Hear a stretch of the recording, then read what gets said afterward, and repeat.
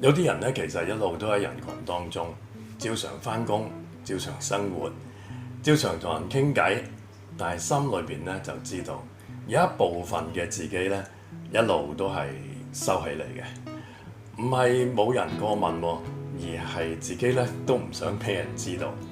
馬可福音第5章咧就有一個嘅女士啦，佢個名咧冇被記載落嚟嘅，聖經只係話俾我哋聽，佢患咗血流啊，已經12年。12年唔係一個短嘅時間，係一種長時間嘅消耗折磨，身體喺度流失，生活慢慢咁樣被影響。喺當時嘅文化嚟講，呢種病唔係單單係身體嘅問題，而係會被視為不潔嘅。意思咧就係佢唔能夠正常咁樣去接觸人，唔可以有自由咁參與社交活動。當一個人長期被隔離，慢慢就會學會自己將自己隔離。佢可能咧已經習慣咗好低調或者躲避添。佢唔想引人注意，甚至咧開始覺得咧，我本嚟就唔應該屬於人群㗎啦。但係有一日，佢聽到耶穌嚟嘅，聖經就話啦，佢心裏邊就想，我只要摸他的衣裳咧，我就必痊癒。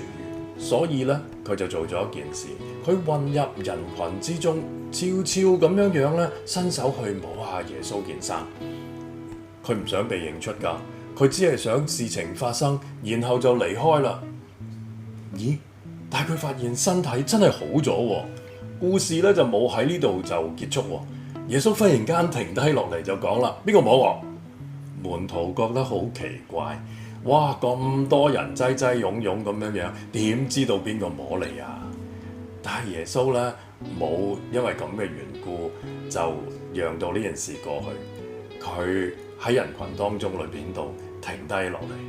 聖經就話啦，呢個女人知道發生咗啲咩事啊，就好害怕戰驚啦。咁佢就俯伏喺耶穌嘅面前，將一切嘅事情咧都講咗出嚟。嗱，呢一刻其實好重要啊！佢本嚟就諗住靜靜地試下啦，然後又靜靜地咁樣離開。但係而家咧，佢唔再躲避，佢要喺眾人面前度講出自己嘅狀況、自己嘅過去。一個習慣咗隱藏嘅人，而家被帶到光之中。耶穌就對佢講啦：女兒，你嘅信救咗你，平平安安咁樣回去吧。耶穌咧冇責備佢，亦都咧冇話揭露佢嚟羞辱佢，佢俾咗佢一個新嘅位置，唔再係不潔嘅人，而係一個可以平安地回去嘅人。有一啲人咧唔係俾人排擠，而係慢慢學咗唔好再麻煩人啦，唔好俾人知道啦，咁樣會太靠近啦。